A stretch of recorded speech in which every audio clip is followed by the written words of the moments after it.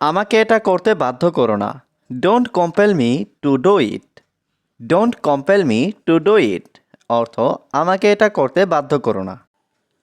আমার ভালো লাগছে না। I am not feeling good. I am not feeling good অর্থ আমার ভালো লাগছে না। সেজন্যই আমি তোমাকে এখানে ডেকেছি। That's why I called you here.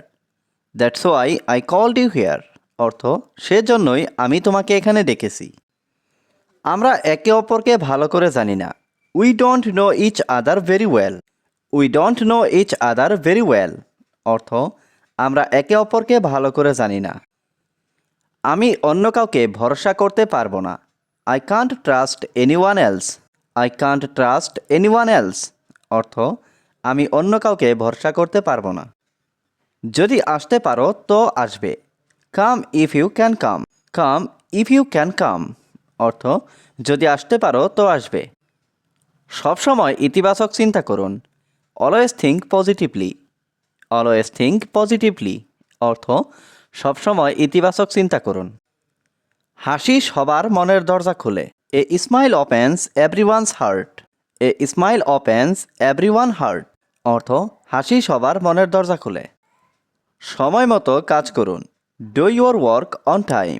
Do your work on time অর্থ সময় মতো কাজ করুন। খাবারের মান খুব ভালো ছিল। The quality of the food was very good. The quality of the food was very good অর্থ খাবারের মান খুব ভালো ছিল। অপেক্ষা করতে অনেক সময় লেগেছে। It took a long time to wait. It took a long time to wait অর্থ অপেক্ষা করতে অনেক সময় লেগেছে।